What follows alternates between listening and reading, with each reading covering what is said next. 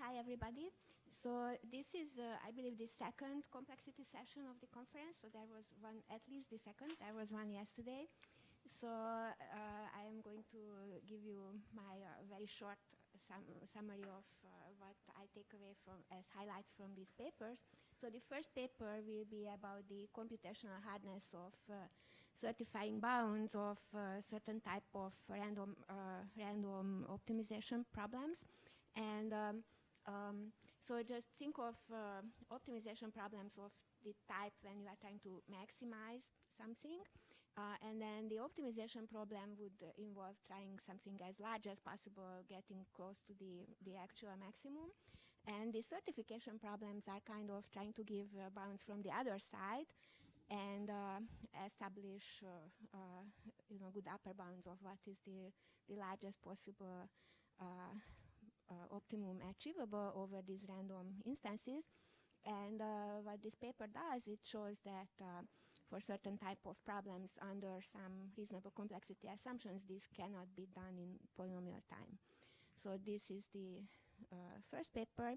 And now the second paper will be about the unexpected power of random strings. And this is related to three basic notions of randomness or randomization. So we all know BPP is the class of problems that can be solved by two-sided error polynomial time randomized algorithms. And then you can think of pseudo-randomness.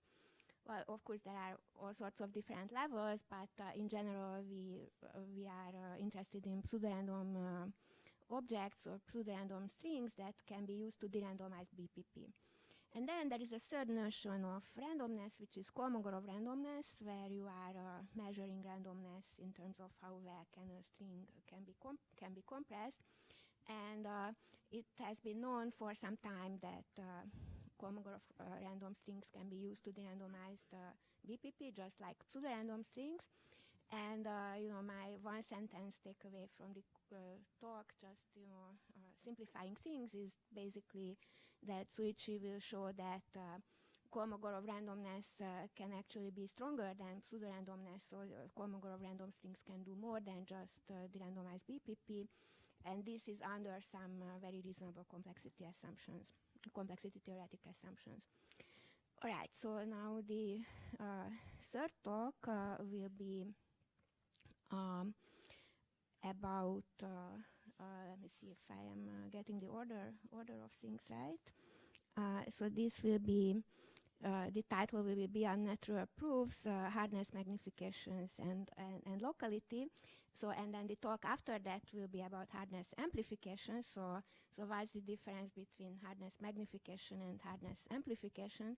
So I believe hardness amplification goes back to, maybe this is not the first example, but it goes back at least to results like Yao's XOR lemma and this type of things. And hardness magnification is a term that was introduced by Raoul, who is one of the co-authors on this paper, and he's going to give another talk on another paper in this same session. So this phenomenon of hardness magnification is an amazing set of recent results where these results show that you can get very strong lower you can get to very strong lower bounds, like separating say exponential time from NC1, so lower bounds against really strong models, by proving lower bounds against much more restricted, much more weaker models for some very specific problems. So, and this should be a much easier task. And in fact, in many cases, we do have the type of lower bounds against the respective models, but for not exactly the same problem that we need it for, but in fact for problems that we believe to be easier. So it seems like we should almost have what we need, but so this is very, very tantalizing, but somehow this is not quite done yet to the point where we actually get the separation. So this talk will make some progress in this direction. And then there will be a hardness amplification talk of optimization problems, and this will concern optimization problems that are feasible for applying direct products. So if you guys remember Yawó's XOR lemma, so these type of statements involve taking some sort of direct product, and this paper is going to do this in the context of optimization problems for the type of optimization problems that would allow taking this kind of direct product. All right, and then the next talk is going to be by Rahul Santanam, and this is about pseudo-randomness and the minimum circuit size problem. So Rahul missed the first 2 days, so he missed the talk by the other Rahul Hidalgo yesterday, and the other Rahul said that Rahul Santanam, so he gave you a quote, and apparently you said that the minimum circuit size problem is even more fundamental than SAT. So this talk is going to maybe give another bit of information towards this statement. So he's going to talk about the possibility of getting one-way functions based on the hardness of the minimum circuit size problem. All right. So, and I hope I didn't miss anybody. So the last talk. Tell me if I forgot some other talk other than the last one. So the last talk is going to be top-down induction of decision trees and rigorous guarantees and inherent limitations. And now this paper can be viewed a little bit related to the minimum circuit size problem, except it is about decision trees, and they are trying to build decision trees that are going to have size which is not much worse than the optimum size of the decision trees for that particular problem, and they actually give such bounds based on some simple heuristics that are well known. So they analyze the performance of these heuristics, and then this is going to yield new algorithms for properly learning decision trees. All right, so I will let the talks begin, and the speakers can explain all this much better than I did. So the first talk is computational hardness of certifying bounds on constrained PCA problems by Afonso Bandeira, Dmitry Kuninsky, and Alex Wayne, and Alex will give the talk. Thank you. So I want to start by talking kind of in high generality about computational hardness for statistical problems. Many statistical problems have a gap between what is possible statistically and what is possible with an efficient algorithm. And maybe the canonical example of this is the planted clique problem. So in planted clique, we have a random graph, n vertices, gn 1/2, but then we pick k vertices at random and we plant a clique there. And the goal is take this graph, find the clique. So statistically speaking, you can find the clique as long as its size exceeds 2 log n, because this is the size of the biggest naturally occurring clique in a random graph. But in polynomial time, we only know how to find a clique of size square root of n. So as the clique size increases, we go through these 3 different phases: impossible, hard, easy. So impossible means statistically impossible, easy means polynomial time, and hard means that statistically it's possible, but we only know an inefficient algorithm, such as trying all the possible subsets. And this type of phenomenon occurs in all kinds of other problems too. And the flavor of problems I have in mind today are kind of high-dimensional statistical questions where there's some kind of a planted signal and it's corrupted by some kind of a noise. So the big question here is, how do we show that these types of problems are hard? We don't actually know how to prove that they're hard using any kind of standard assumptions, but instead various forms of rigorous evidence have been proposed. And these are things like reductions from the planted clique problem, various properties of the solution space, or failure of particular classes of algorithms, and so on. Perhaps the gold standard is what's called the sum of squares lower bounds. In this talk, I want to talk about a relatively new method called the low degree method. So this was proposed by Hopkins and Stoyers and others, and came out of the study of sum of squares, but I will present this in a self-contained way without talking about sum of squares. So let me jump in and tell you what is this low degree method.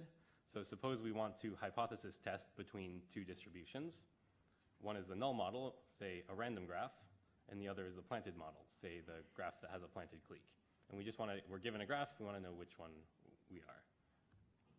And the key idea is just to ask whether there is a low degree polynomial that can solve this problem. In the sense of this, we want this f, it's degree d, and it takes in the entire data and outputs a number. So the underlying variables are the entries of the adjacency matrix, say, and it's a multivariate polynomial in all of those variables. And what do we want from this? We'd like it to be output a big value under the planted model and output a small value under the null model. And a little more formally, I'd like to understand this quantity, so the maximum over all polynomials, because I want the best one, of, well, what's this ratio? It's like the mean under the planted model divided by fluctuations under the null model. So if this value is big, it means that there's a polynomial that can succeed. All right, and this quantity that we'd like to understand is what we call the low degree likelihood, and this is the notation for it. I won't explain exactly where this comes from, but one thing that's important about this is that perhaps surprisingly, this is something you can actually compute. So the maximum overall polynomials comes down to actually something simple in linear algebra, but I won't tell you the details of that. Supposing we could compute this, heuristically speaking, if this is big, say if it blows up to infinity as n goes to infinity, this means low degree polynomials succeed. If it's bounded, this means they fail. And so this low degree method centers around the so-called low degree conjecture, which can be summarized by this last statement in red, which is that polynomials of degree roughly log n are as powerful as all polynomial time algorithms. So that's what this conjecture is saying for sort of nice distributions, meaning these sort of natural high-dimensional statistical questions I've been talking about. If you can show this low degree likelihood is bounded, this means there should be, for degree roughly log n, or slightly bigger than log n, then there should be no polynomial time algorithm. Okay, so maybe seems like a pretty bold conjecture. Why should we believe this? Well, one reason is just we've tried it on all the classical problems and it works. It predicts what we thought the answer was, that this low degree likelihood blows up precisely in this easy regime where we know there's an algorithm, and it remains bounded in the conjectured hard regime. A more sort of formal type of evidence is that we can also show that if polynomials of degree log n fail, then so do all spectral methods. And here spectral method means a pretty broad class of things. You get to basically build any matrix you like out of the data, as long as the entries are constant degree polynomials. And then you look at the top eigenvalue of this. And this class of spectral methods is known to give sort of optimal results for all kinds of problems and is believed to be as powerful as sum of squares, and there's some formal connections along these lines. Okay, so reasons I think that this low degree method is particularly exciting. It's relatively simple to actually carry out this calculation, in particular way simpler than the sum of squares lower bounds. It works not just for polynomial time, but you can explore the power of slower algorithms, say sub-exponential time, by increasing the degree. And there's a more general form of the conjecture. And finally, it gives sort of a simple and interpretable reason for what makes some problems easy and what makes some problems hard. So for more on this method, you can look at the PhD thesis of Sam Hopkins or a recent survey article by myself and others. Okay, so that was the low degree method. I want to now move on to part 2, where I tell you about the result we show in this actual paper, where we use this low degree method to predict a new phenomenon. So let me switch gears and now tell you about this problem called constrained PCA. So W is just a random matrix full of Gaussians. Their IID, it's a symmetric matrix, and the diagonal has slightly higher variance, but this is not terribly important. It is known that the eigenvalues of this follow a semicircle. So if I make a histogram of all the eigenvalues, I will see this picture if n is big enough, with high probability. And so what I call the PCA problem, principal component analysis, just means maximize this quadratic form over unit vectors. And of course, this is just going to give you the top eigenvalue of the matrix, which will be 2 with high probability. More interestingly is what's called constrained PCA, where now we only maximize over the hypercube. So find a hypercube vector with a large quadratic form. And in statistical physics, this is what's called the Sherrington-Kirkpatrick spin-glass model. And some very deep results in physics and probability show that the optimal value of this is a particular constant 2p star, which is about 1.5. Of course, it's smaller than 2 because we're optimizing over a smaller set of vectors. So I want to talk about the computational aspects of this problem. This is sort of think of it as a toy problem for random optimization problems. And so one question is the search problem. Find a vector that achieves a good value. And of course, this proves a lower bound on the true value. On the other hand, certification is to prove an upper bound on the true value. So given a W, you want to upper bound opt. And more formally, I want an algorithm that takes W, outputs a number, and this number needs to satisfy 2 things. First, it needs to definitely be an upper bound on opt. And second, most of the time, I want it to be a good upper bound. I want it to actually be this value B that I want. Right, so note that in particular, even though I know that the true value is 2p star most of the time, I'm not allowed to just output 2p star plus epsilon. Right, this would not be a valid certification because it doesn't satisfy number 1. Right, I need to be absolutely sure that I'm outputting a valid upper bound. So I really need sort of a proof. Okay, so search and certification can be thought of as proving a lower and upper bound respectively on the true value. And we'd like to do these in a computationally efficient way. So what is known about this? Perhaps surprisingly, perfect search is actually possible in polynomial time. This is a recent and deep result of Montanari using a lot of intuition from statistical physics. And the algorithm is some kind of a sophisticated message passing procedure. So this gets arbitrarily close. It finds a vector of value arbitrarily close to the optimum, to the 2p star. On the certification side, well, there's something trivial you can do is to just compute the top eigenvalue of the matrix, right? Ignore the hypercube constraint. And this, of course, will give you an upper bound, but it will be an upper bound of 2, so not a very good upper bound. And the main question I want to ask is, can we do any better than this in polynomial time? A natural thing to try would be some kind of convex relaxation. Instead of the hypercube, relax to some other space that I can optimize over. For instance, I could write down the sum of squares relaxation. But the answer that I want to convince you of is actually no. You cannot hope to do any better than this trivial certification of value 2 if you believe in this low degree conjecture. Right, so this is what we believe the picture looks like. You can do perfect search all the way up to the true value, but certification, you cannot do any better than 2. So there's kind of this gap. In other words, an algorithm can find a near optimal solution, but it can't be sure that it's found one. So this is sort of the main result. If you believe the low degree conjecture, then no polynomial time algorithm can certify anything better than upper bound of 2. And in fact, if you believe the more general form of the low degree conjecture, you should need time essentially exponential. Right, and you can do it in exponential time by checking all the vectors. What exactly do I mean by conditional on the low degree conjecture? Well, the proof outline will sort of illuminate this a bit. What we really do is we do a reduction from a certain hypothesis testing problem, which I'll call spiked subspace, to this given certification problem. That's step 1. Step 2 is then to use this low degree method on the hypothesis testing problem to say that that should be hard. So what is the hypothesis testing problem that we're going to give a reduction from? It's quite simple. It's what I'm going to call spiked subspace. So the null model is just where you observe a random subspace of dimension big N. The planted model is where you observe a random subspace that contains a planted hypercube vector. And you're given this subspace by like a random basis. So you can't just easily tell there's a hypercube vector in there. And sort of our main theorem is that for this problem, as long as the dimension is linear, that the low degree likelihood is bounded. Or in other words, the low degree method suggests that exponential time is required to do this. So the degree goes here up to almost essentially n, corresponding to exponential time.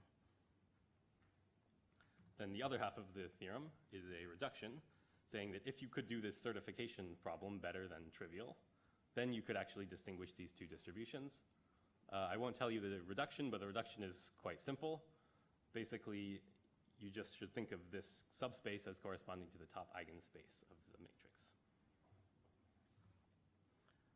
In some related work, some unconditional lower bounds have been shown against sum of squares.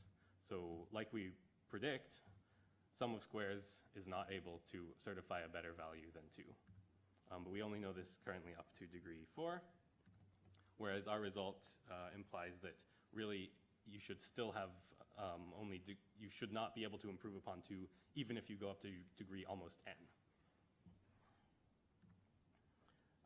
So to summarize, this low degree method is a systematic way to predict when hypothesis testing questions should be easy or hard.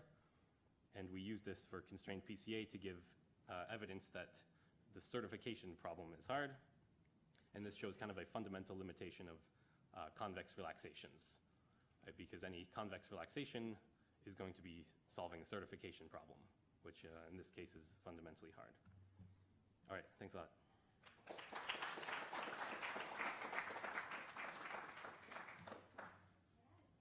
Any questions? Shuichi, please, you can start setting up. So any questions in the meantime?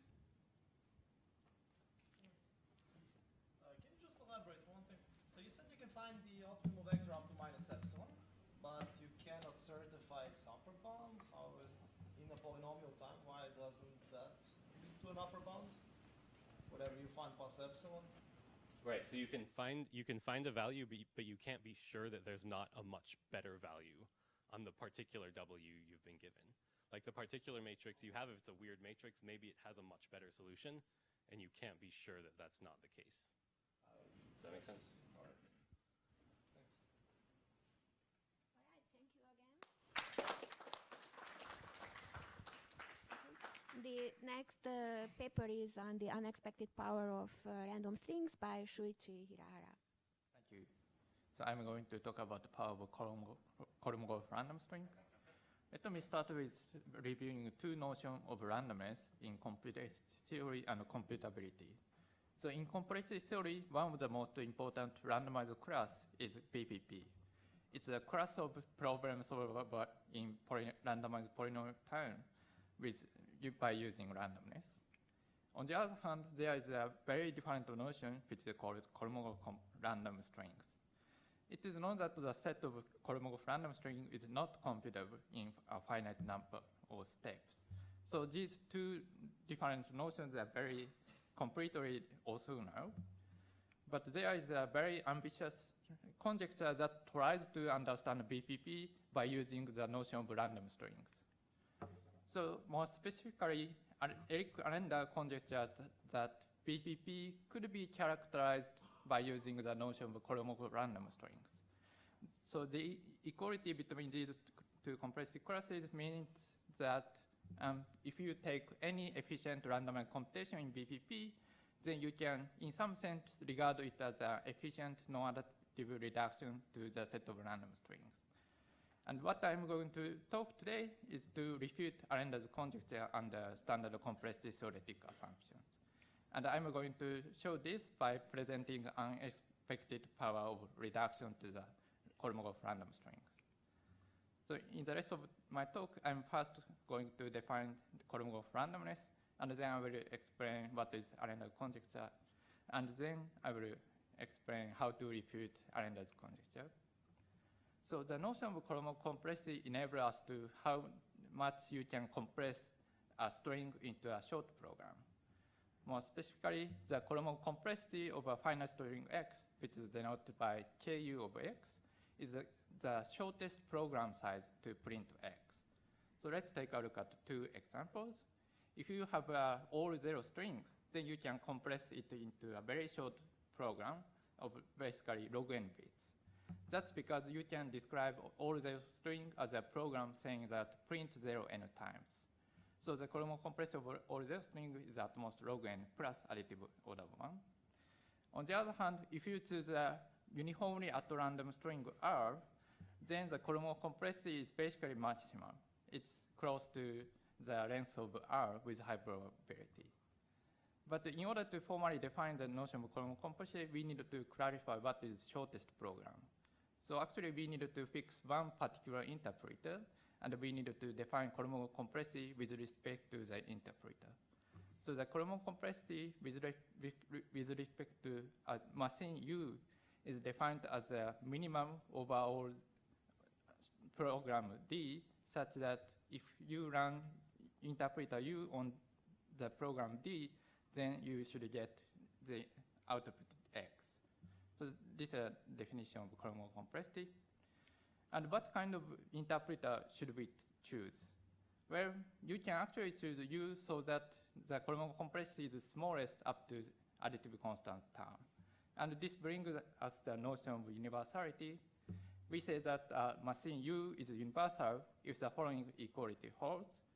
So the inequality states that if you take any Turing machine M, and let's say the Turing machine can describe X, then you can somehow simulate the Turing machine M by using universal Turing machine U, and you get a similar size program.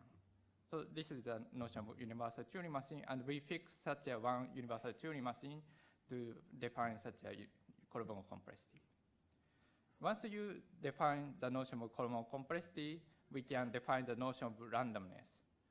So we say that the string X is random if the Kolmogorov compressor of X is at least the length of X. So this means that you can't compress X into shorter program. And I'm going to use a notation R sub KU to denote the set of random strings. In the two previous examples, all 0 string is not random because you can compress it into a very tiny program. On the other hand, if you pick a uniformly random string, it's going to be Kolmogorov random with high probability. So let me now explain what is Arendt's conjecture. So as we saw, there are two different notions of randomness, but let me emphasize again that the set of random string is not computable in a finite amount of time steps. So it's not clear at all how to relate these two things, but the point is that if you consider efficient reduction to the random string oracle, then we can get some similarity between them. So the main question we would like to ask here is that what can we solve by non-adaptively asking the random string oracle whether a string is random or not? In other words, let's consider the following scenario where you want to design a polynomial time Turing machine, and you are allowed to make non-adaptive queries to the random string oracle whether a string is random or not, and then you get a bunch of answers. In that case, what kind of a problem can you solve? And I'm going to use the notation P parallel to the random string oracle as the class of problem L that can be solved by such a reduction. And regarding this compressed class, it is known that you can reduce BPP to the set of random string. So this is a result of Berman, Fortran, Koski, and Roth, which shows that you can de-randomize BPP by using the power of random string oracle. On the other hand, there is actually an upper bound of P space if you take intersection of our universal Turing machine. This is quite non-trivial, and let me emphasize again that the set of random string is not computable. But if we insist that the reduction works for every universal Turing machine, then you get a P-space upper bound. So we have this class, and that class is sandwiched between BPP and P-space. And the natural question is so there is a still large gap, so what's the right answer for this? Eric Arenda conjectured that the upper bound is probably 2 roots, and you should be able to improve that to BPP. So this is Arenda's conjecture, and why we should care about this conjecture. Well, one motivation for several audiences is that it's closely related to minimum search size problem. In some technical sense, if you add 14 oracle to MCSP, then the complexity of this question is basically similar. So in this sense, the set of random string is extreme case of MCSP. Another reason why we should care about it is that actually several researchers try to verify this conjecture. So let me explain why we thought that Arenda conjecture might be plausible. So in order to explain the intuition of Arenda's conjecture, let me consider the following scenario. So let's consider any polynomial time reduction to the set of random string. And let's focus on unary input. So you take all 0 string. In that case, what kind of query can you make? If you think about it a little bit, then you can realize that for any query, the column complexity is at most order of log n, because you can describe any query by using the reduction. So this means that if you have a long query, let's say the length of query is larger than order of log n, then the answer should be no, because it's not a Kolmogorov random. Therefore, if you consider unary ranges, any polynomial time machine can't make use of any query of long query, length larger than order of log n. So in this sense, without loss of generality, we have a limited access to the Kolmogorov random string. Even if that's the case, we are going to show that you can still make use of the Kolmogorov random string oracle. So in order to explain our result, let's draw some picture about familiar complex classes. So you have P, BPP, and PH, and P space. And the class we care about probably looks like this. And what I'm going to do is that let's focus on unary input. Actually, if you use padding argument, this is essentially equivalent to considering exponential time analog of these complexity classes. So if you have a polynomial time classes, you can consider polynomial time, exponential time analog of these complexity classes. And what we are able to show is that if you consider exponential time analog, we can reduce EXPH to the set of random string. So that's our main result. We are able to show that for every universal Turing machine, you can reduce exponential time hierarchy to the set of random string by actually using PH Turing reduction. Actually, for the purpose of this talk, I don't have to use PH reduction, and it's fine to just have exponential time non-additive reduction. And once we prove that theorem, we can use a standard technique of padding argument to refute Arenda's conjecture under standard complexity theoretic assumption. So let me explain padding argument more. So padding argument is a very general technique in complexity theory. And if you have this says that if you have a equivalence in polynomial time classes, such as NP is equal to P, then you can translate it to exponential time classes, such as next P is equal to X. So by using this, let's explain why if we prove main theorem, we refute the conjecture. So let's assume towards the contradiction that Arenda's conjecture were true. This means that BPP is exactly equal to the P parallel to the set of random string.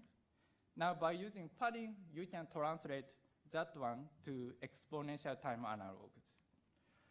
By using our main theorem, we can reduce EXPH to the random string oracle. So we get this collapse. So by taking its contrapositive, we conclude that Arenda's conjecture must be false unless exponential time hierarchy collapses to BP EXP. I don't have much time to explain the proof of main idea, but the proof is very simple. So the lemma we're going to use is that actually Horiting program can be solved by polynomial circuit with random string oracle. So the main idea is that you replace exponentially long certificate with polynomial size circuit, thereby reducing search space. So if you have a EXPH question, you have an exponential long certificate, y1, y2, y3, and so forth. But then you can replace it by a polynomial size circuit with the set of random string oracle. So there is one additional result in the paper which gives a new characterization of S2EXP. S2EXP is basically the second level of exponential time hierarchy. And actually, we were able to show that S2EXP is exactly characterized by exponential time reduction to dense subset of random string. So this is a very different characterization of S2EXP by using the notion of Kolmogov complexity. One interesting open question is whether such a new characterization might help us understanding S2EXP. So this is a summary slide. Thank you very much for your attention.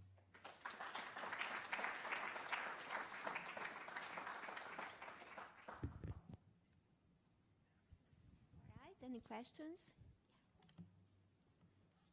Yes.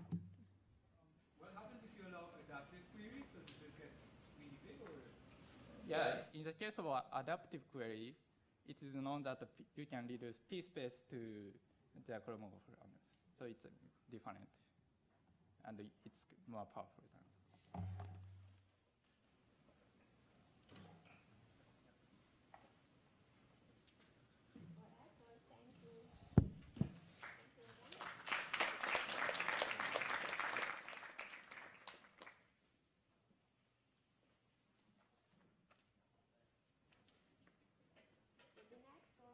Is a paper with many authors. It's by Li Chen, Shuichi Hirahara, Igor Oliveira, Jan Peek, Ninad Rajgopal, and Rahul Santanam. And the title is Beyond Natural Proofs, Hardness Magnification, and Locality. And Ninad will give the talk. Hi everyone. My name is Ninad, and today I'll be talking about hardness magnification and circuit lower bounds. This is joint work with Li Chen, Shuichi Hirahara, Igor Oliveira, Jan Peek, and Rahul Santanam, of which Shuichi and Rahul are in the audience. So this talk pertains to non-uniform models of computation, and let me define them very quickly. So you have Boolean circuits, which are directed acyclic graphs, where the nodes are either gates like AND or not gates, or you have input nodes at the source, and the function is computed in a natural way. Now, so the size of a Boolean circuit would be the number of gates in a circuit, and we also define a related structure, which is a Boolean formula, where the underlying structure is a tree.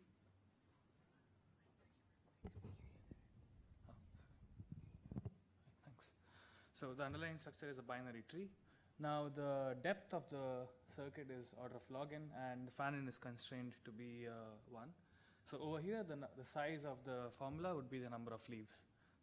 Now we define the class of languages which can be computed by polynomial size circuits as p-poly, and the class of languages which are computable by polynomial size formula families as nc1. So very important question in complexity theory is to show circuit lower bounds, where we want to understand the power of these non-uniform models, and one way of doing that is showing circuit lower bounds. So we want to find an explicit function in NP or EXP and show that it cannot be computed by polynomial size circuits or NC1 of polynomial size formulas. Now, circuit lower bounds in general have been very hard to prove. We have some lower bounds against weak models like constant depth circuits and small size formulas. So there is some evidence as to why lower bounds have been hard to show, and one explanation is by Razborow-Rudic in their famous paper about natural proofs. So a natural property is a combinatorial property of Boolean functions, which satisfies 3 conditions, like no small size circuits satisfy this property, a large fraction of the function satisfies property, and given a truth table as input, one must efficiently be able to check if it belongs to the property.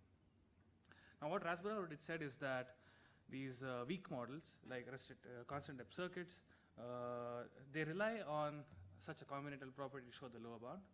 But on the other hand, assuming like secure cryptography, there exists no p-poly natural proofs which are useful against p-poly. In other words, like if I'd like to show strong lower bounds against p-poly, then the lower bounds techniques should somehow be non-naturalizable. So a candidate technique towards showing strong lower bounds is hardness magnification, and this has attracted a lot of attention over the last couple of years. And so so briefly what it says is that, so if you show barely superlinear lower bounds against weak classes like constant depth circuits or small size formulas, then for certain problems, then this implies a strong lower bound against p-poly or NC1. So as an example, so if we show like an n to the 1.1 lower bound against formulas for a variant of MCSP, then NP is not in NC1. So before going into what MCSP is, so I'd like to point out here that we know lower bounds which are quadratic against formulas for simple functions like parity. So I mean, the hope is that we just need to show such a lower bound for a variant of MCSP and show much weaker lower bound. Now MCSP is the minimum circuit size problem, and it's a very fundamental question in complexity theory. So now as input, we're given truth table of an n-variate function where the length of the truth table is capital N. And now the S instances are functions which can be computed by circuits of size at most S. And no instances are those which cannot be computed by circuits of size at most S. So this has many connections to cryptography, learning theory, pseudo-randomness, and the intriguing thing here is that we don't really know if it's NP hard or even if it's hard to approximate. So in this paper, we provide more examples of the magnification phenomenon, and we also investigate the future prospects of showing like really strong lower bounds using magnification, and discuss like potential barriers. So now one of the first questions which one would ask is, does hardness magnification avoid the natural proofs barrier? And answer is, in a very certain sense, yes. If we start from magnification from a variant of MCSP, which is approximate MCSP. Now over here, the S instances, so input is again truth table, but the S instances are functions which can be computed by circuits of size at most S. And the no instances are those which cannot even be approximated by circuits of size at most T. Now if delta is 0, this gives another variant called gap MCSP. We have gap between S and T, but so the following hardness magnification statement states that if approximate MCSP with these parameters cannot be computed by small size Boolean circuits, then NP is not in p-poly. So what we show is that if approximate MCSP with the same parameters cannot be computed by small size, barely superlinear size Boolean circuits, then there exists no p-poly natural properties against p-poly. So if we take a step back and look at what this means, it says that so hardness magnification somehow avoids natural proofs barrier in the following sense, where it refutes the existence of natural properties. In other words, one could possibly show like this low bound for approximate MCSP using naturalizing techniques, because we don't really have like strong enough plausible conjectures, cryptographic conjectures to rule them out. But somehow magnification breaks this and ends up showing that NP is not in p-poly. At the same time, in the same universe, it says that there exist no natural properties against p-poly. This indicates that the barrier is not relevant to magnification for this approximate MCSP. Now, moving ahead, we'd like to understand what makes magnification like a promising research direction. And this we capture using a scenario called as an HM frontier. So the definition is a little more general, but I'll stick to a concrete example for this talk. And over here we see that we define an HM frontier for a problem, which is gap MCSP, where you have a gap between the yes and no instances. And the computation model, which is formula XOR, and this is just Boolean formulas with XOR gates at the bottom. And the complexity measure here is the number of XOR gates in the circuit. So the HM frontier for this problem and this model encompasses the following scenario, where you have a magnification statement for gap MCSP and formula XOR, which implies a strong lower bound. And so the formula XOR model has been analyzed for lower bounds. And in this case, like we know that inner product cannot be computed by subquadratic formula XOR circuits. And the question gap MCSP has also been analyzed for lower bounds, where gap MCSP is not known to have subquadratic formulas. But so notice that the model for this is weaker than formula XOR. So, like, why is this interesting? What makes this scenario interesting? So, what we see here is that, or rather, what we could hope is if we could extend the inner product lower bounds of formula XOR to gap MCSP and show that NP is not in NC1, or maybe we could try to push the magnification statement from formula XOR to known lower bounds for Boolean formulas. And this is our second question. Can we do this? Like, can we adapt Tal's lower bound proof for inner product for gap MCSP, or push the gap MCSP lower bound for formula XOR to Boolean formulas? So the answer is briefly no, not with the current state of techniques. And before I explain why, so we need some perspective about magnification here. So this statement, like many other magnification statements, is established in the contrapositive. And the core idea of this result is we show an oracle circuit construction, which is of the following form, where you have formula, you have oracle gates, and you have XOR gates right beneath that. And so the oracle gates are to this language L, which is in NQP, and the fan-in of these oracle gates is very small. Now, if we assume that NQP is in NC1, so we can replace these oracles with small-sized formulas. And since the fan-in is small, if we look at capital N as the number of inputs to the large circuit, then we see that total size of the circuit is also, it's also like barely superlinear. So we call such small fan-in oracles as local oracles. And now this is where we run into a problem. So this hardness magnification theorem, it gives a highly efficient formula L XOR circuit for gap MCSP. It's an upper bound, and this is a fixed oracle which has small fan-in. On the other hand, we show that Tal's lower bound arguments can be extended to formula oracle XOR circuits, where the oracle can be any arbitrary function, and the fan-in of the oracle is small. So if you look at what this means, it says that if one would extend Tal's lower bound for inner product to gap MCSP, then doing so would contradict. So it would show that gap MCSP can be computed by formula L XOR circuits with small fan-in oracles, but this would contradict the upper bound which you get from the HM theorem. So we also establish other magnification frontiers for different problems like gap MKTP or clique, and other models like AC0 XOR or AC0, and see that locality acts as a barrier in these cases as well. And this means that many of the known lower bound techniques, they localize in this sense. So in particular, so the Hirahara-Santanam lower bound for for MCSP, again, subquadratic formulas localizes, and this rules out a family of magnification theorems.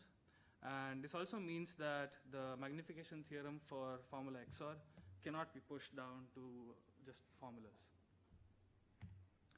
So to conclude, I'd like to say that the locality barrier, it somehow unifies, in a unified way, it captures what makes it hard to prove strong lower bounds using the currently known HM frontiers. But I mean, at the same time, I want to say that locality barrier can be used as a direction to show future lower bounds. Like, we'd like to discover it will help us discover new frontiers where the corresponding lower bound techniques are sensitive to the presence of small fan oracles and not coarse enough to just show lower bounds against them as well. Or establish new HM theorems which do not produce oracle circuits with small fan oracles. And yeah, I'll end my talk here. Thank you very much. Thanks for attention.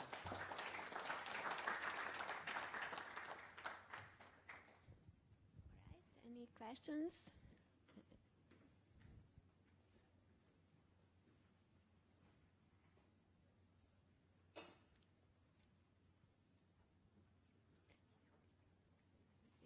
Kartik can start setting up in the meantime. So if there are no questions, then thank you again.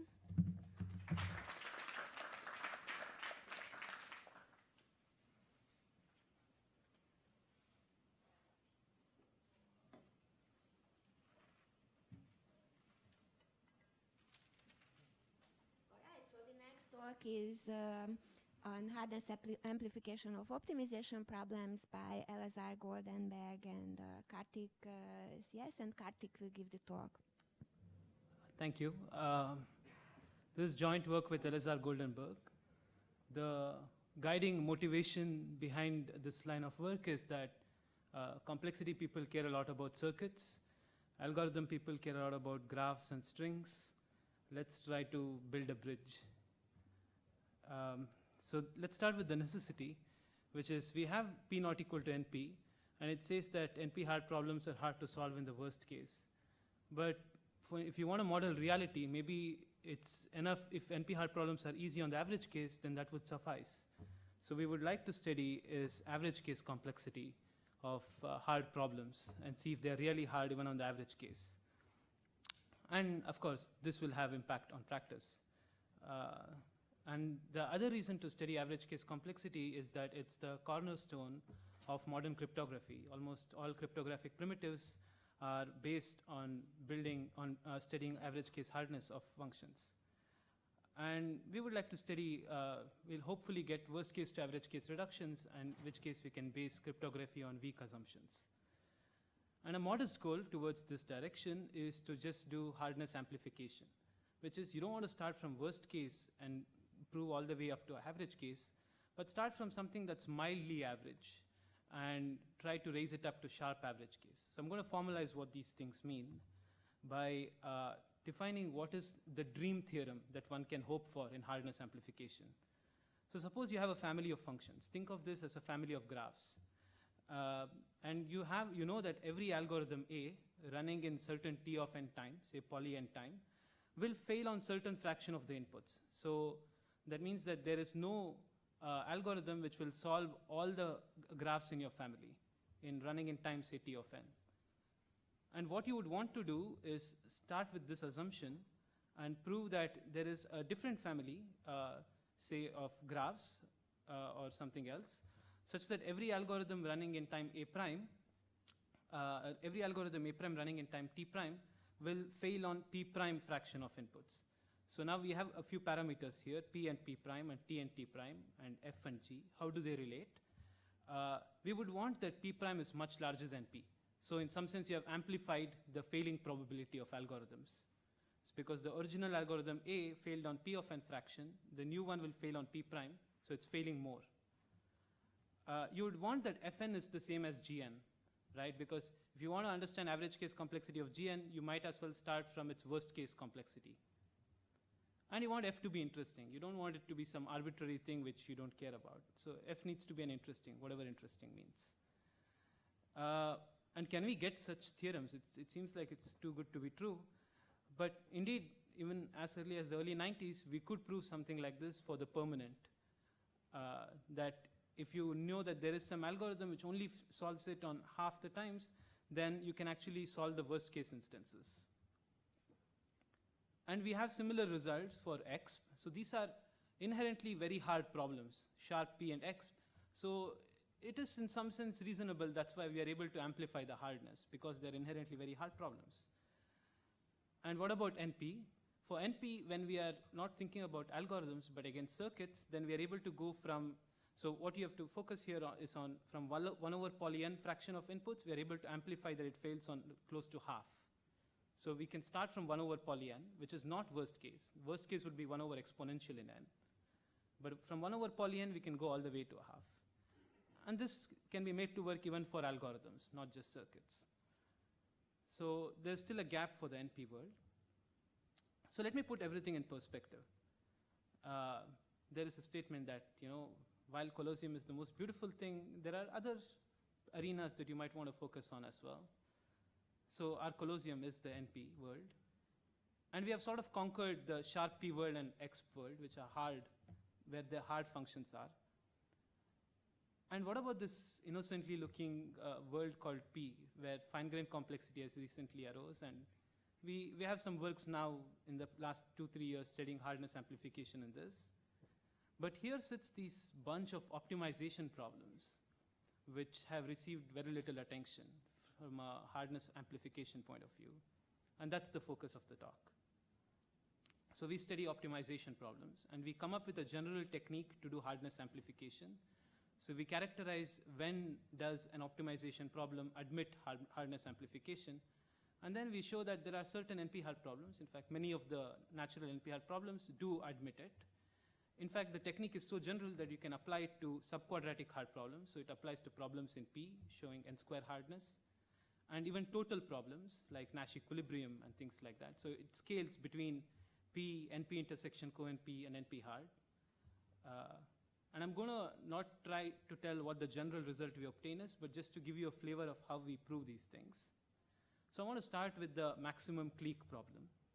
So this is the standard problem where you're given a graph, and you want to find the clique of maximum size. So for instance, you have a graph, and you want to find a clique. In fact, this is a hard problem because actually this is not the clique, but this is the largest clique. And so it is hard to find it. So what kind of a result can we try to show here? So the theorem is going to look a bit broad, so let's go over it slowly. So we have some distribution over graphs on n vertices, which is efficiently sampleable. And we are guaranteed that any randomized algorithm running in polynomial time will fail. So if you pick a random graph from this distribution, uniformly at random, well, not uniformly, depending on the distribution, then the probability that A finds a clique, maximum clique, with probability at least 2/3, is at most 1 minus 1 over n. What does it mean? It means that for 1 over n fraction of the graphs, it doesn't even manage to find a max clique with good probability. So we are assuming all of this. And what we are able to show is that there is a new distribution over graphs on poly n vertices. So from n we blow up, such that any algorithm running in poly n time, so A prime will not be able to even find on 0.01 fraction of inputs a max clique with good probability. So we are able to amplify 1 minus 1 over n, which is the success probability, to 0.01. So it's getting harder and harder. And what do we really pay in? We pay in the running time, but because it's poly n and poly n, it's hard to distinguish here. But let me skip that. So how do we prove such a thing? So let me just give a proof flavor. So we have an old distribution D, and we have the non-existence of an algorithm A. So we build a new distribution D prime, and assume that there is some algorithm A prime for this new distribution for which it solves things. And from this, we are going to design an algorithm for the old distribution. So we are going to design A based on A prime, such that it contradicts our assumption on A running in small running time and able to solve certain fraction of the input. So we are going to argue that if A prime is correct on 0.01, a small fraction of the inputs, then A is going to be correct on most of the inputs. And this is going to contradict the assumptions we had. So for the max clique problem, let's try to see how this manifests. So we want to build this distribution D prime on graphs, and we are given a distribution D. So what we do is, for some parameter k, where think of k as poly n, we are going to pick k graphs from D independently. And the new graph H will be defined on the union, disjoint union of the vertex set of the k graphs. And how do we put the edges? The edges within each GI, you keep them as it is. But for any vertex on different graphs, you put an edge. So think of the green parts as the 4 graphs that you picked, for instance. So the edges within the green parts, you keep it as it is. But you put every possible edge between vertices across the graphs. And this is the new graph you have. It's on, if you had a graph on n vertices, each GI was on n vertices, you have a graph on n times k vertices. And what is the nice property here is that if you take the maximum clique on the large graph, then it is just the concatenation of the small cliques on all the 4 graphs. So if the new algorithm was able to solve it on this new distribution, then we recover the solutions for each of the small graphs. So that's the property that we'll use.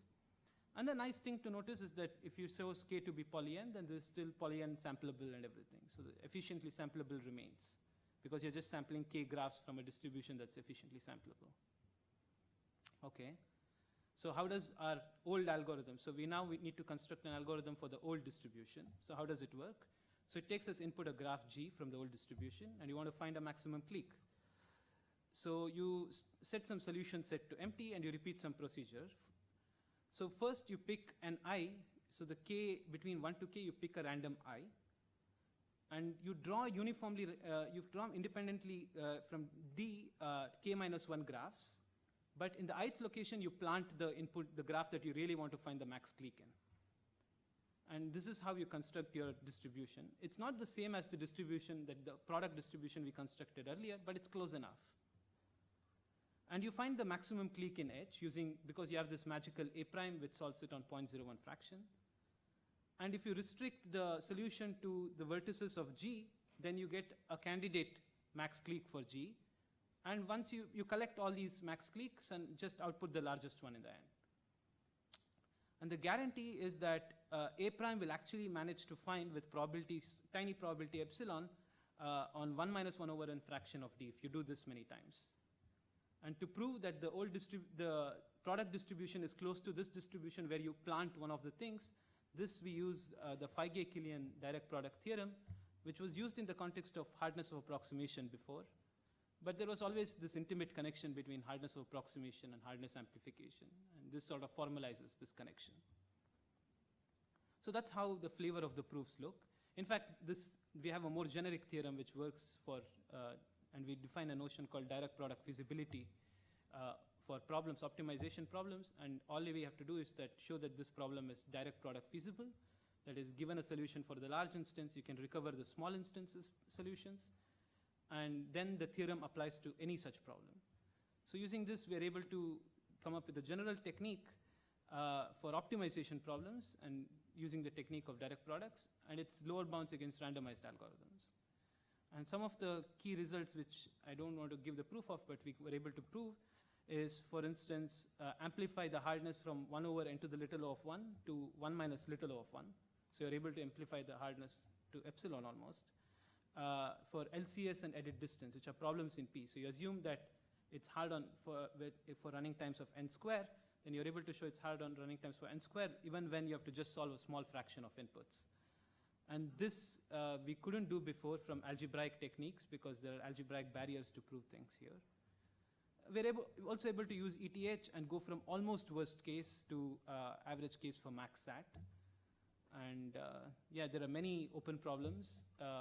But my time is up, so I'll let you read the paper. Thank you.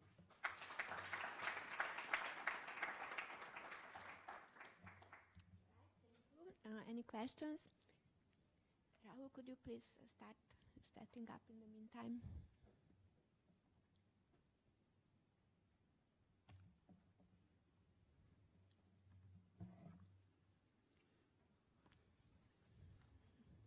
All right, so it seems that there are no questions. Thank you very much.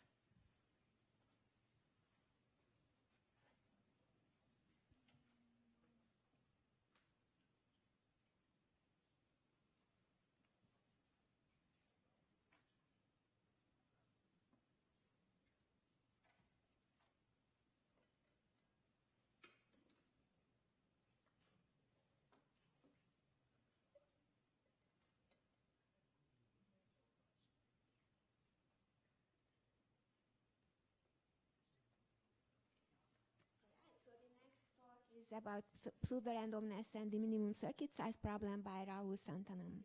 Thanks, Anna. I'm talking about the paper Pseudo-randomness and the minimum circuit size problem.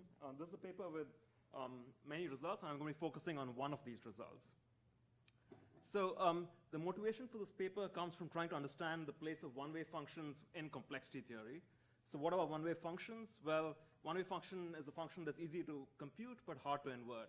So given x, in polynomial time, you can compute f of x, but it's hard to invert f. And what exactly does that mean? It's an average case notion of hardness of inversion. So if you have a random x, a uniformly chosen x, then for any polynomial time candidate inversion algorithm, it only succeeds with probability that's negligible in n, that's smaller than any inverse polynomial in n. So that's what a one-wave function is. And one-wave functions are a fundamental primitive in pseudo-randomness and in the theory of cryptography. In theory of pseudo-randomness, the existence of one-wave functions is equivalent to the existence of pseudo-random generators, which are computable in a fixed polynomial time and are secure against arbitrary polynomial time adversaries. So this is a classic result of Hastal, Palazzo, Levin, and Luby. And it's also the case that existence of one-wave functions is equal to the existence of pseudo-random function generators, where you have an ensemble of functions that is indistinguishable from random functions when you only have a bounded number of queries to these functions. So those are applications in pseudo-randomness, and there are extensive applications in cryptography. So one-wave functions are often kind of a minimal primitive that's useful for cryptographic tasks, and they're also sufficient for many cryptographic applications, including symmetric key encryption, message authentication, digital signatures, and so on and so forth. So it's perhaps the most important concept in cryptography. But in terms of complexity theory, it's not very well understood how one-wave functions relate to traditional complexity assumptions. So we do know constructions of one-wave functions based on the hardness of many different computational problems. So for example, factoring, discrete logarithm, versions of the shortest vector problem, learning with errors, decoding random codes, et cetera, et cetera.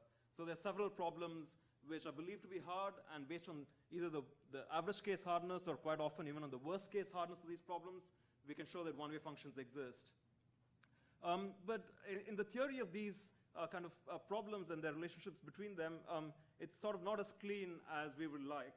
So some of the hardness assumptions, such as for factoring and discrete log, we believe them in the classical world, or at least they haven't been refuted yet, but they're false, for example, in the quantum world.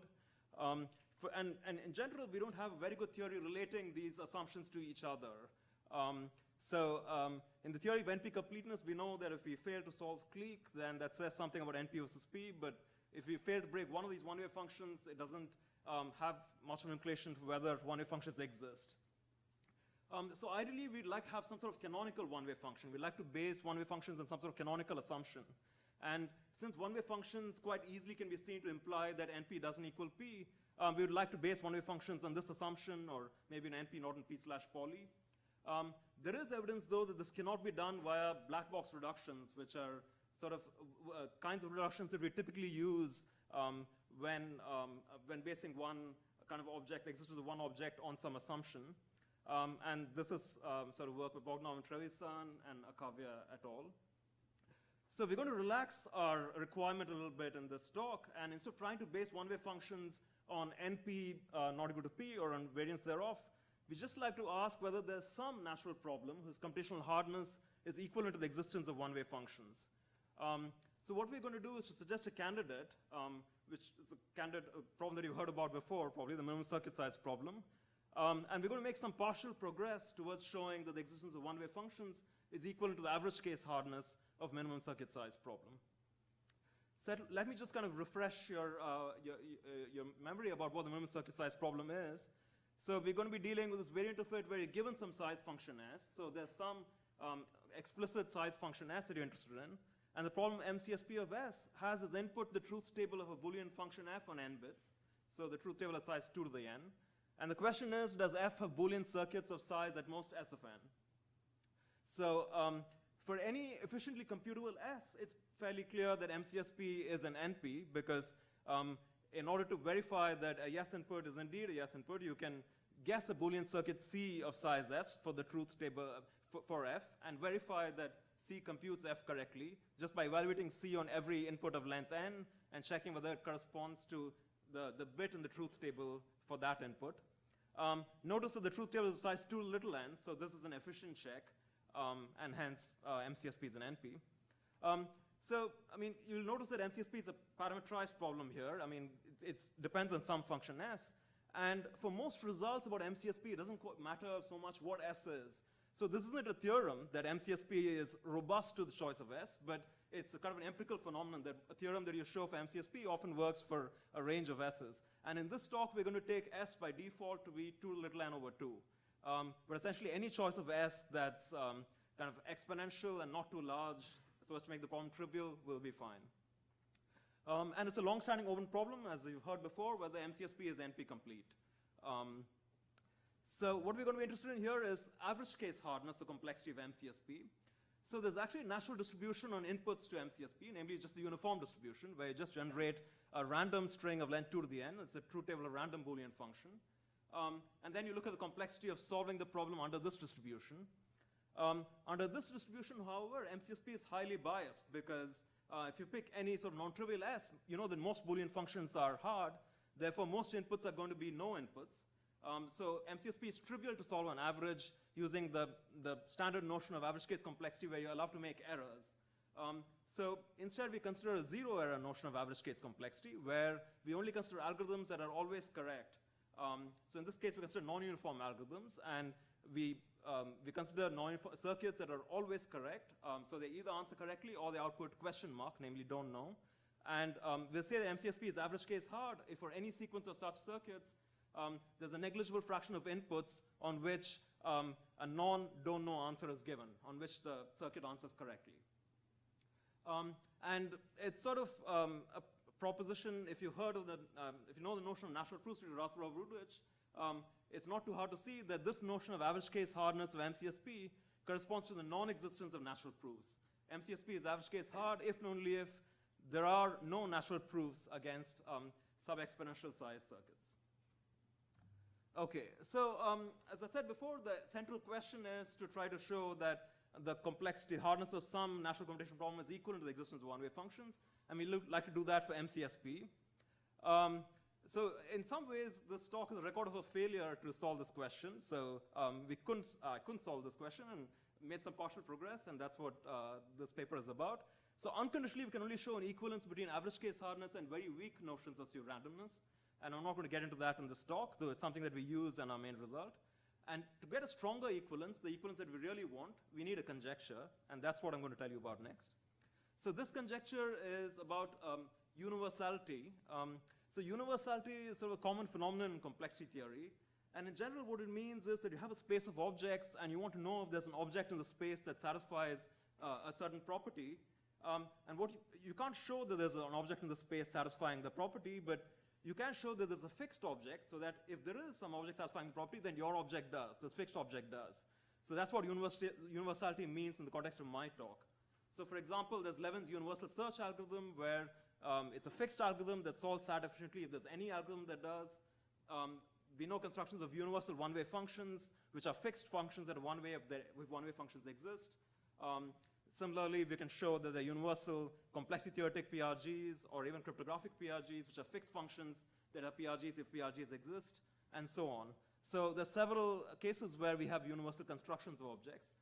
And what we'd like is a universal construction in a specific setting where we want a fixed function that's a PRG whose range consists of strings with small circuit complexity, or at least non-trivial circuit complexity. And we want this to be the case if there is any pseudorandom distribution whose range consists of strings with non-trivial circuit complexity. So that's what the conjecture is informally. I mean, I don't want to get too much into it because ideally we'd like to remove this conjecture. It's just kind of an artifact of our techniques. So assuming that this conjecture holds, we can show that the following are equivalent. So a string of kind of items, each of which is about a different domain of theoretical computer science. So one, MCSP is hard and average, which is really about complexity theory, computational complexity. That one-way functions exist, which is about cryptography. Pseudo-random generators with polynomial stretch exist, which is about pseudo-randomness. And of course, the equivalence between one-way functions and pseudo-random generators is already known. That natural proofs against sub-exponential size circuits do not exist, which concerns a notion that comes from proof complexity and barriers to low bounds. And finally, the polynomial size circuits cannot be pack-learned with the membership queries over the uniform distribution in polynomial time, which concerns the notion from learning. So somehow, based on this conjecture, you can relate kind of assumptions that come from a variety of domains. So it's somehow, there's evidence that there's kind of like several connections between these notions. So now just to step back for a bit, I'd like to give some perspective on what this result and these techniques mean for understanding of complexity-based cryptography. So you might have seen the sort of 5 worlds picture of Impagliazzo, which is kind of an important I don't know, tool for classifying our information about cryptography. So there's these various worlds that we might find ourselves in, and we don't know which one we're in. So there's Algorithmica, where NP equals P and everything is easy. There's Heuristica, where NP is not equal to P, but NP is easy on average. There's Pessilent, where NP is hard on average, but one-way functions don't exist. There's Minicrypt, where one-way functions exist, but public key cryptography doesn't exist. And Cryptomania, where public key cryptography exists. So these are the 5 worlds of Impagliazzo. And what our results concern are these kind of middle 2 worlds. There's kind of a previous result of Shuichi, which says that if MCSP is NP hard to approximate non-trivially, then Heuristica doesn't exist. And now, if you, in addition, you assume the universality conjecture, that means that Pessilent doesn't exist either. So trying to establish the universality conjecture and to prove the NP hardness of MCSP provides some sort of route to ruling out the worlds Heuristica and Pessilent. So that's all I have to say.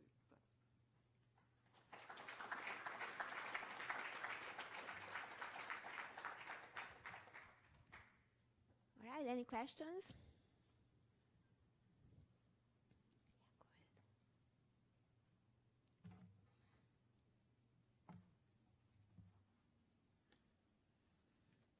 All right, thank you.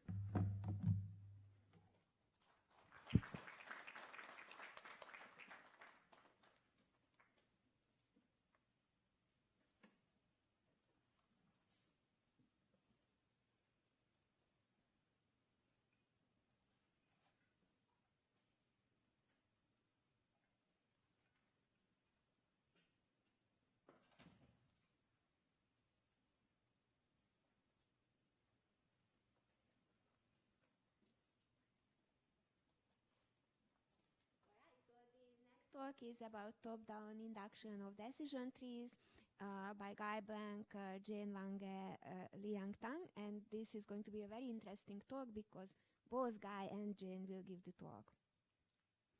Thank you. Yeah, as she just said, I'll speak for about the first 6 minutes, and then Jane will step in and finish the talk. So, we're studying a very simple problem. Can we take labeled data and output a decision tree representing the function that labels the data? Now, in order to make this problem tractable, we have to make some assumptions about the function labeling the data. In this case, we assume that there is some fairly small decision tree computing that function, and our goal is to output a function or a decision tree not much larger than the optimal one, than the smallest one computing that function. And here, the size of a decision tree is just the number of leaves in the decision tree. One motivation for our work is that learning decision trees is immensely useful in practice. So here are just 3 citations for 3 commonly used algorithms. They are ID3, C4.5, and CART. And as you can see, each of these works has tens of thousands of citations because they are used everywhere in practical machine learning literature. And if you look throughout the web, you'll find tons of quotes of how useful these algorithms are. Here's one by Kearns and Mansour. In experimental and applied machine learning work, it is hard to exaggerate the influence of top-down heuristics for building a decision tree from labeled sample data. A second motivation for our work is that, in addition to being extremely useful in practice, decision trees are intensively studied in theoretical computer science. They define a model of computation called the Cori model of computation that receives tons of work. We've seen some talks in this conference about assessing the Cori complexity of various tasks. They also have applications in areas like quantum complexity and de-randomization and many other areas. And perhaps least surprisingly, they are intensively studied in learning theory. Some of the foundational results in learning theory are about the very task of learning decision trees. And over the last 30 years, they have been continuously studied. So here are just a few citations, but there are many more you can find on this task. Currently, there is a disconnect between the theory and the practice of learning decision trees. So on the green side, we have what we call practical heuristics. These are the algorithms mentioned earlier, ID3, C4.5, and CART. and they all build the decision tree from the top down, first deciding on the root and then the rest of the tree. On the other hand, the algorithms with strong theoretical guarantees build the tree bottom up. We are going to address both sides of this disconnect. In part one, we'll provide some rigorous guarantees for top-down algorithms, as well as some inherent limitations. And then in part two, we'll provide a new algorithm, which is a slight modification of Ehrenfreund and Hausler's algorithm, so of the same flavor as these other bottom-up algorithms, with new and improved guarantees. And now I'll explain to you how these top-down algorithms work. The concept is pretty simple. We first need to determine some good variable to query as the root. In this case, we'll say it's x4. And then we recurse on both subtrees, running the same heuristic to determine a good root for each of those subtrees. This reduces the task of learning the decision tree to the task of deciding on a good root. Now, deciding on the best root, which results in the smallest tree, is as hard as learning the decision tree itself, so we need to find some approximation of this best tree, of this best root. So intuitively, we want to capture concepts like finding a root that is relevant, important, or influential. We decide to formalize this with the concept of influence, which is a basic notion from the analysis of Boolean functions and has applications throughout theoretical computer science. The influence of a variable is the probability over random input that variable determines the function value. So the probability that if we flip this variable, it also flips the output of the function. So with influence defined, we can now state what our algorithm will be, which we just call top-down. We query the most influential variable of f at the root, and then we recurse on both subtrees.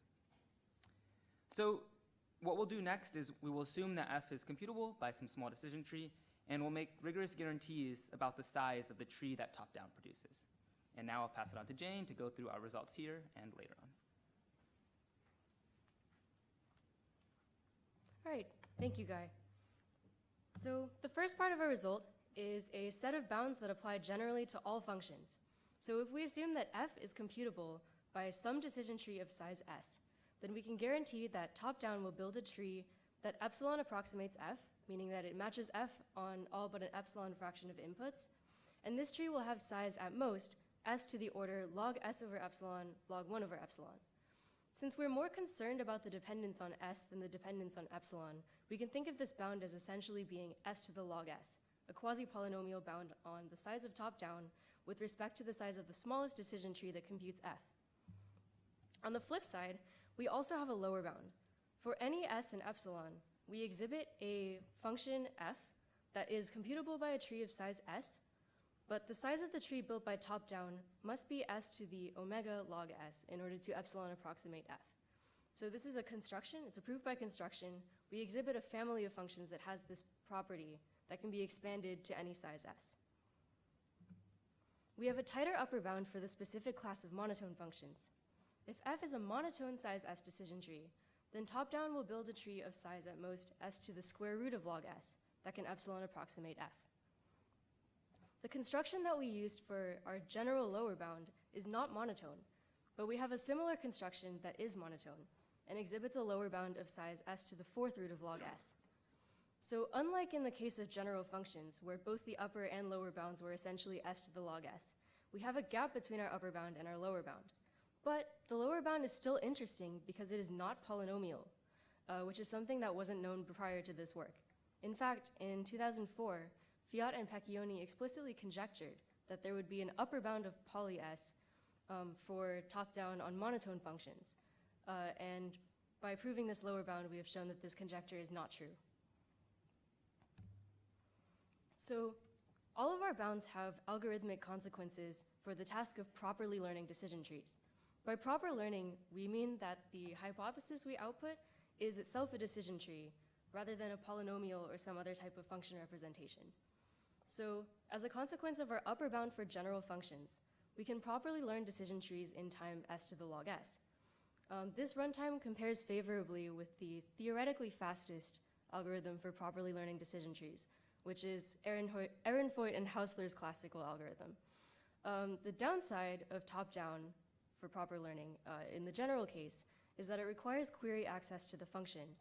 The reason for this is that we have to be able to compute the influence of a variable, and in order to do this, if you recall the slide where we defined influence, we have to be able to compare points that are identical in all indices except for one. And in order to do that, we need to have query access to the function. But for monotone functions, this is not the case. And for that reason, we can properly learn decision trees in time s to the root log s using only random examples. And this is in fact what the practical heuristics that Guy talked about actually do. Because in the specific case of monotone functions, the splitting criteria that these practical heuristics use, which is the correlation of a variable with the function label, will end up picking the most influential variable anyway. Like the criteria will be equivalent to influence.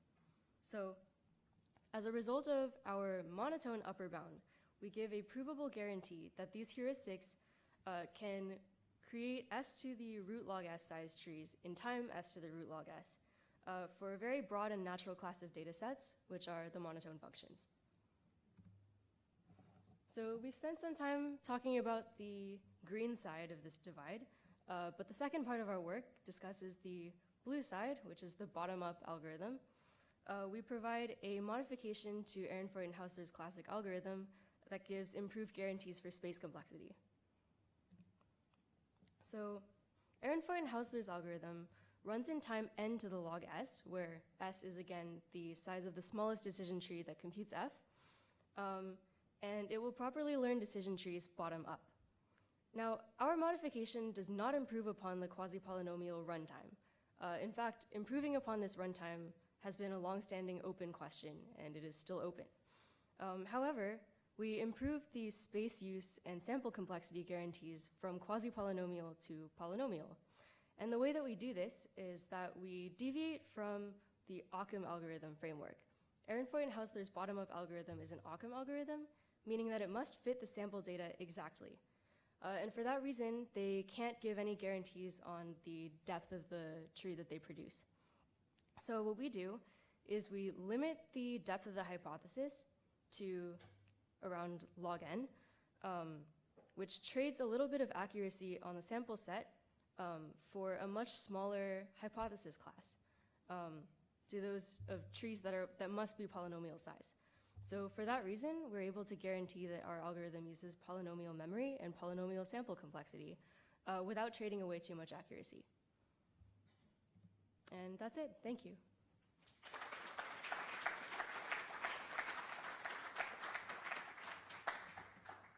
All right, so any questions?